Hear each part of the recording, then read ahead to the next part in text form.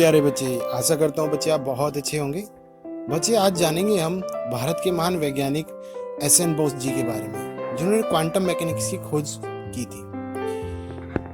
बच्चे को महान वैज्ञानिक व गणितज्ञ सत्येंद्र नाथ बोस जी ने एक कण की पर खोज की थी, जिसको बोसोन कण के नाम से भी जाना जाता है। और अभी आपको हाल फिलहाल में अगर आपने अखबार में जानकारी ली हो तो कुछ समय पहले शोध हुआ था गॉड पार्टिकल का, तो उसमें भी इनके कॉन्सेप्ट की अहम भूमिका थी। चलिए बच्चे इनके बारे में कुछ और जानकारी लेते हैं। बच्चे सत्येंद्र नाथ बोस जी का जन्म 1 जनवरी सन 1894 को कलकत्ता में हुआ था। ये स्कूली शिक्षा जो पूरी की थी इन्होंने प्रेसिडेंसी कॉलेज से पूरी की थी, और इनके हमेशा अपनी परीक्षाओं में अच्छे मार्क्स आते थे और हमेशा प्रथम स्थान रहता था। इनकी प्रतिभा को देखकर माना जाता था कि ये लाप्लास जैसे गणितज्ञ बनेंगे।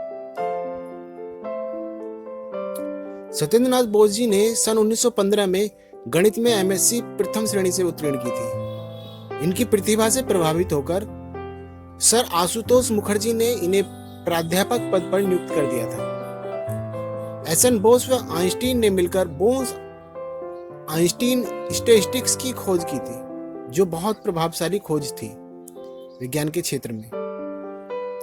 इन्होंने एक लेख लिखा था Planck law and light quantum.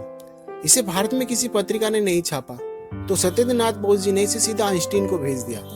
उन्होंने इसका अनुवाद जर्मन में स्वयं किया और प्रकाशित करा दिया। इससे सत्येंद्र नाथ बोस जी को बहुत प्रसिद्धि मिली, और जो यूरोप गए तो उनसे व्यक्तिगत तौर पर मुलाकात भी की। आप देख सकते हैं बच्चे एस.एन. बोस और आइंस्टीन जी साथ साथ बैठकर किसी विषय पर चर्चा कर रहे हैं। सन 1926 में सत्येंद्र नाथ बोस भारत लौटे और ढाका विश्वविद्यालय में 19 तक काम किया। फिर शांति निकेतन में विश्व भारती विश्वविद्यालय के कुलपति भी बने। इन्होंने भौतिकी के साथ बंगाली साहित्य में भी अपना योगदान दिया था। चलिए बच्चे अब क्वांटम यांत्रिकी से संबंधित सामान्य जानकारी देखते व समझते हैं। ये आप देख रहे हैं बच्चे, ये ब्रह्मांड की कुछ एक्टिविटीज होती हुई दिखलाई पड़ रही है आपको। तो क्वांटम मैकेनिक्स का प्रयोग आंतरिक संबंधी घटनाओं में भी किया जाता है। जो मैक्स प्लांक वैज्ञानिक थे, उन्होंने सबसे पहले क्वांटम यांत्रिकी पर काम किया था, और ये 20वीं सदी की सबसे महत्वपूर्ण खोजों में से एक खोज थी, जिसका क्रेडिट आज की जनरेशन अच्छे से ले पा रही है। आज विज्ञान में इसका बहुत अच्छे से प्रयोग किया जा रहा है। बच्चों, क्वांटम मैकेनिक्स से संबंधित कुछ बातें होती हैं। वो बात ये होती है कि ये सूक्ष्मता से है, वो हमेशा डुअल नेचर दिखलाता है। डुअल नेचर का मतलब यह है कि वो कभी कभी तरंग का व्यवहार भी दर्शाता है और कभी कभी तरंग का व्यवहार भी दर्शाता है। तो ये बात आपको हमेशा याद रखनी है कि क्वांटम मैकेनिक्स के अनुसार कोई भी कण डुअल नेचर रखता है, अर्थात वो कण की स्थिति में भी होता है और तरंग की स्थिति में होता है। और दूसरी बात यह कि क्वांटम मैकेनिक्स के अनुसार किसी भी कण की स्थिति का ठीक प्रकार से पता नहीं लगाया जा सकता। क्लियर है बच्चे?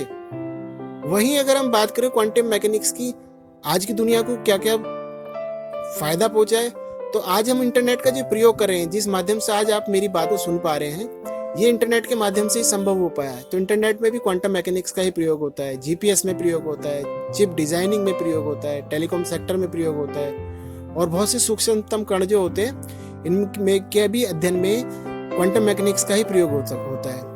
हमने बात की थी जीपीएस तकनीक की, तो आप देख सकते हैं जीपीएस तकनीक के द्वारा आप किसी की स्थान को पता लगा सकते हैं। जो चिप डिजाइनिंग होती है, मोबाइल में भी बहुत सारी चिप्स होती है, इसके आधार पर इसका डिजाइन होता है। जो आप टेलीकॉम सेक्टर की बात करें, तो जो हम बात कर पा रहे हैं मोबाइल से, वो सिर्फ और सिर्फ टेलीकॉम सेक्टर के द्वारा ही संभव था, जिसमें पूरा योगदान क्वांटम मैकेनिक्स का था। तो बच्चे आपने जाना भारत के महान वैज्ञानिक एस.एन. बोस जी के बारे में और साथ साथ क्वांटम मैकेनिक्स के बारे में। आशा करता हूँ बच्चे आपको बहुत सी जानकारी पता लगी होंगी। मिलते हैं बच्चे नए लेक्चर में नए वैज्ञानिक के साथ। बाय बाय बच्चे।